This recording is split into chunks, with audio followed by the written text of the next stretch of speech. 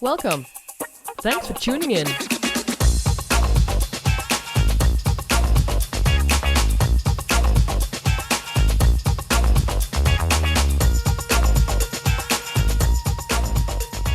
Zanna, Miranda. time for a new podcast. Yes. But first, a question. Tell me. What's your next trip? My next business trip, so personal trip, is tomorrow. I'm going to London. Well, it's a mix of personal, by the way, Yeah. and business, because I'm also recording a podcast with the lovely Dan Cable. Mm-hmm. But the next trip is to the lovely Kuwait, Mm-hmm. because we're now working with Zain, and Zain is, let's say, the T-Mobile. I'm not sure if I'm doing them justice, but a telco, a company that we've been working now for the last couple of months. So then it's back to Kuwait for some nice workshops and energizing live meets with the team. So Yeah. looking forward to that. Cool. Nice. Today we are going to talk about leadership activation in CX transformation. We have 5 steps. But first, why this podcast? I think so. One of the things that I've been reflecting on myself, so I'm always looking at how can we enhance our own CX program, right? The CX program that we're designing now is again another level than it was, let's say, 10 or 15 years ago. But I think one of the things that I've structurally underestimated is the importance of leadership in CX transformation, and especially in, from year 2 to make sure that's part of the DNA. Yeah. In the beginning, it's fine, right? You can just go ahead. You need just one sponsor and then go. And I'm more and more seeing how crucial it is to not only involve them, but to involve them sooner. I think we started involving them, but I think it was, let's say, too late, or we can do it sooner, and to make it really tangible for them as well. Okay, so Yeah. what does it mean? What are you asking from me? And also, I think when the importance of the CEO as well. I think I've also seen how fast let's say the switch of a CEO can either bring positive change really fast, but of Mhm. course it can also bring negative change. Yeah. Um, so that means that if the impact is that severe, that we can design for it, right? Like we more smartly think about, okay, but what do we need and how can we make sure they are part of it? Yep. So that the transformation is faster, but I think more importantly, the transformation is more sustainable. Yeah. Yeah. All right. So, how do we start? So for me, the first thing that I tend to check is I ask, okay, which levels of leadership do you have in your organization? Like we have the CEO slash C level, right? All the different C dot dot dot O's, CFO, CCO, CMO. Yep. Then often you have a director level, or if you're not a huge organization, the C level maybe is already director level. Then you tend to have management level, team leader. So I think between 3 or 4 levels Yep. is pretty standard. So I would start there to assess, okay, what are the different layers, but also to then ask or check in your organization how many people do we have on each layer. Yep. Because that will tell you something about the different ways on how you can activate them. And Yeah. if you have a group of 200, you need to design different things than if you have a group of 10. And when you checking these levels, do you also want to know if there already is some leadership program, something like that? Yes, indeed. One of the things that we tend to do is so we are always talking about making sure that you have an integrated approach, an integrated storyline. And most organizations have leadership programs, but they are also, let's say, standalone. Mm-hmm. So, of course, you get a list of, hey, these are the people that should now go on leadership training XYZ. And you can do that. And then they do the training and then they come back and apply what they've learned. But I think it's even stronger when you say, okay, we are consciously looking at, okay, who's starting when, and then sort of design, add elements and make it more of a journey instead of just doing the program where you have sort of the start before you do the training. You connect again, hey, remember, this is the strategy, this is the vision around CX transformation. Ensure that, when you enroll in this leadership program, also taking this perspective on what you learned there, how can you apply that in helping, in this case, CX transformation or human centricity Yeah. be stronger? The same with during the training, check in on a regular basis. Hey, what did you learn in the last, I don't know, depending on if it's a year or a few months training. What did you learn and how can you apply that? And what are things that you've learned that will help accelerate CX transformation, but also that we can share with your colleagues who are not on the training? And the same at the end. So at the end, reflect, finalize the journey. Hey, looking back, what are, I don't know, 3 things that you learned that are super valuable to use for accelerating CX transformation? Yeah, nice. So this was a little sidestep. Sorry. No, it was a perfect addition and a valuable sidestep. I'm saying on behalf of the listeners. Let's go to number 2. Yeah, so one thing is indeed to assess. Okay, so let's assume we have 4 different layers.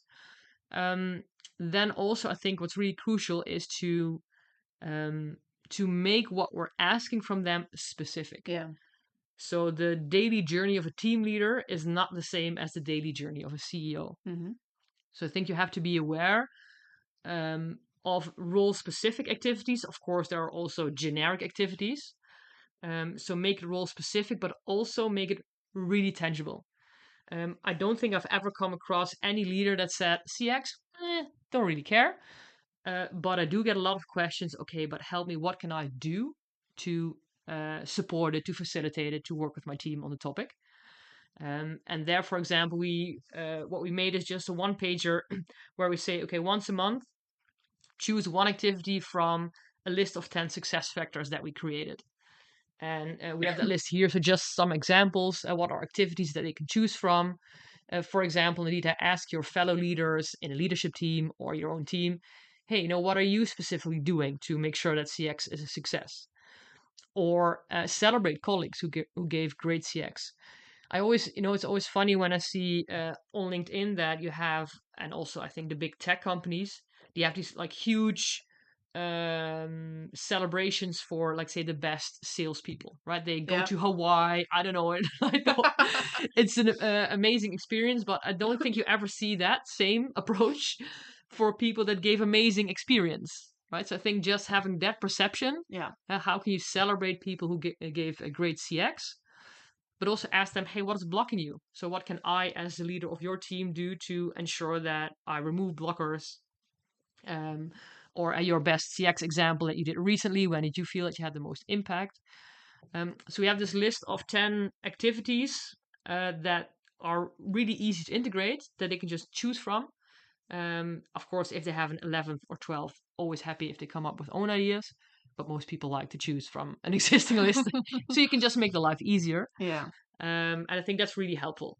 And then just check in with them on a regular basis. But that's also part of one of the remaining tips before I again go to the other steps. Stop. Yes. Let's go to step 3. Then the onboarding, right? So probably when you're designing the program, you maybe do a scan at first. At one point, you have a roadmap that you share, and that tends to be shared with, again, the C-level. I think it's really important that you have this overview, and we just literally made an Excel sheet where we say, okay, from all the activities we've been doing, like the communication, we have a CX learning track. Which of these 4 or 5 leadership layers are we impacting? Hey, we're designing things, but they're mostly focused on C-level.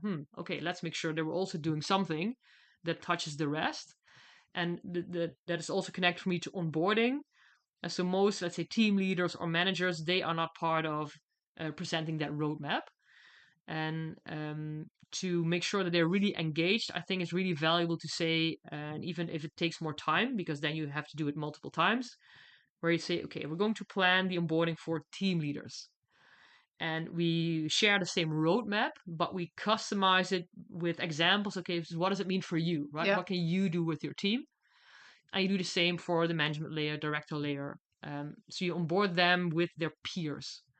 And then I think you can build with a lot of amazing ideas from there. Like you can make duos, you can make, I don't know, team leader lunches if you have a lot of team leaders. You can think of a lot of ways, but I think by addressing them on their specific leadership layer, I think the engagement will enhance for sure. Yeah.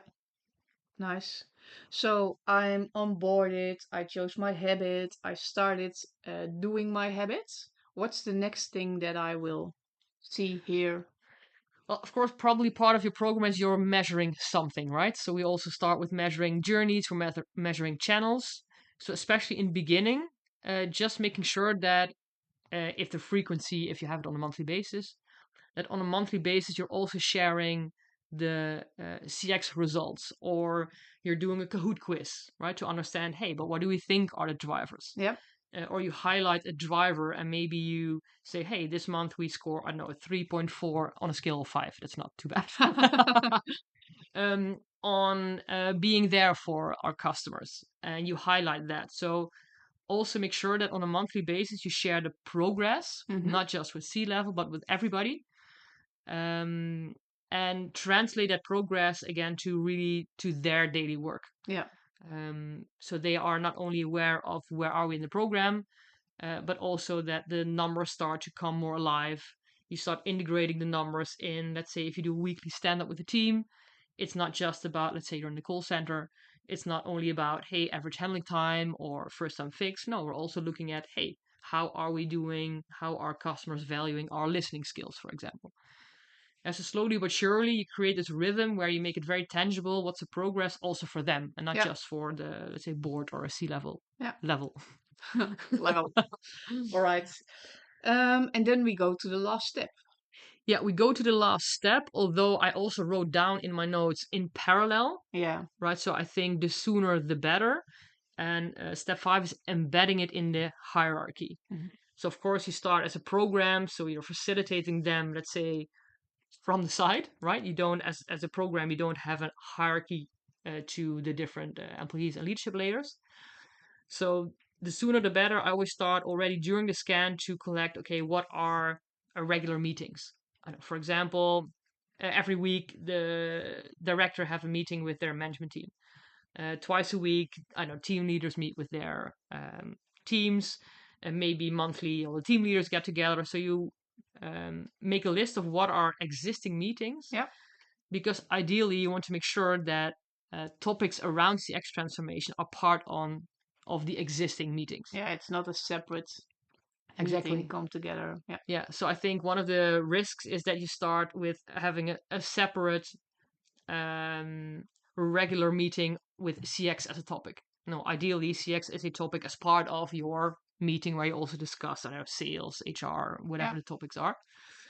And I think that also means that, so one thing is to discuss it. And we already mentioned, ideally, like once a month, you ask, hey, what's the habit or the activity that you're going to be experimenting for the next couple of weeks, next 4 weeks. But then also at the end of the 4 weeks, keep each other accountable and say, hey, Miranda, you are going to do a habit. I don't know, you're going to interview a customer. How did it go, or did you do it? And it's fine if it's not, if, for example, one time you could not do it, right? There can also always be things happening. But if nobody is checking back and say, hey, remember that we committed to these habits, and then we just leave it for what it is, then of course the habit will never get into the DNA. Yeah, you have to nudge, right? You have to nudge, you have to show that it matters, right? That you are committed to it, that you can also fail. I'm sorry, this month XYZ happened, I couldn't do it, but I'm going to do it for the next 4 weeks. Yeah. So it's not so much about showing and doing it, but I think it's more being committed to keep trying as well, because you don't have this in your DNA in a split second, right? You need to keep trying and experimenting and also see, okay, from these 10 activities, maybe activity 3 really resonates with me. Well, activity 5, I tried it, but it's just not really my DNA. Yeah. And that's absolutely fine. Right? So figure out which activities best suit your way of working and what really gives you energy. And with embedding in a hierarchy, of course, it also means you embed it in KPIs, you align it in the strategy story, in your brand value story. Again, right? Making sure that it's an integrated approach. Yeah, exactly. All right. So these are the 5 steps. These are the 5 steps. And anything else? Yes, when I was writing down these 5 steps, I thought, well, maybe I have some separate additional inspiration ideas. So I think one of the ideas that we had is that, let's say you have a team of 8 that is working on a CX transformation. I like the idea. I think several years ago, I found somewhere. No, I think I had the idea, and then I found a picture that's all about adopt a colleague, right? You can adopt somebody. Yeah. I see the picture now. Yeah. It's a picture of a gorilla that's sort of squeezing a person completely to death, but then with a heart in it, right? It's a loving squeeze. Yeah. But it's such a simple and I think strong concept where you say, hey, but if everybody adopts one person, we are already doubling the people that are working on CX.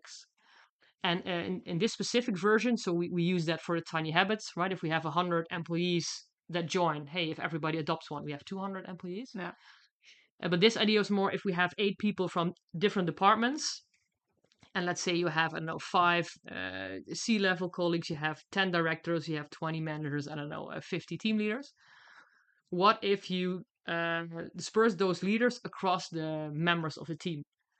Then let's say if everybody, I don't know, adopts 10 people from the different leaders and they just do a monthly check-in, even if it's just a call, hey, Miranda, how are you doing? Anything you need from us? Any challenges you're facing? I think then you have, again, a very pragmatic, right? It's not taking the team members a day a week. Yeah. But you are on a monthly basis nudging again everybody, hey, oh yeah, I was doing something with CX. So I think that's a really valuable idea that you can just implement. Then we also created, I think one of the challenges in CX, and especially if you want to go from CX to CX transformation, is having the same language. So what does it actually mean? And of course, by now we have a lot of content or we have a lot of podcasts, but you can also create guest lectures. So we created a CX learning track where bi-weekly we share a relevant podcast or we invite somebody to talk about a topic on, I know, purpose or leadership. But every 2 weeks, they are getting content to understand, okay, but what does CX transformation actually mean? Yeah. What's the scope? What's my role in this? I think that's a valuable tip that you can use. Oh yeah, the leadership programs I wrote down, but we already covered that in the first bullet. Oh yeah, and one final tip that I was thinking, okay, but how? So we want to activate leadership, right? That's the whole topic of this podcast. How can we sort of track how this activation is going? And of course, we have the, let's say, human centricity survey that's sent out to everybody, where you also get questions about, for example, leadership is focusing on purpose. So you get a generic perception of the employees. But I thought it's also really valuable to ask a few questions, maybe once a quarter, to each leadership layer. So, dear team leaders, every quarter just answer these questions. Questions like, I understand how I can contribute to your CX program that maybe has a name. My direct manager is need regularly ask me about this. My team and I, we've chosen concrete targets, goals that are part of CX transformation. I'm choosing indeed from the list of 10 that we just said, I'm choosing one a month, or maybe I'm not because I don't have the time. Yeah. And I feel well supported by, in case you're still in a stage where you have a CX transformation team, I feel well supported by the team, by the program.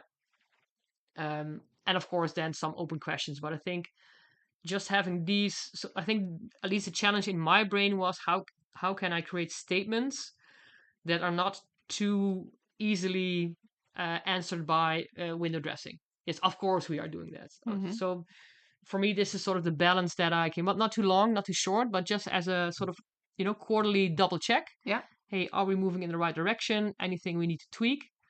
And I think if you do this for, let's say, the first year, because by the end of the year, it should be more part of the DNA. Yeah. But in the beginning, you need to actively facilitate. Yeah. Then I think you also have a nice, let's say, quantitative way to track. Hey, are we moving in the right direction? Do we need to tweak things? And yeah, take it from there. So those were the additional, not connected to the 5 steps, tips that I could not resist to share anyway. I love it. Thank you so much for sharing. I think that's it, right? I think so too. Wishing you a lovely trip to London. Thank you very much. With the husbands. Yes. And with Professor Dan. Yes. Podcast will be available in 1 or 2 weeks. Yes. See you next time.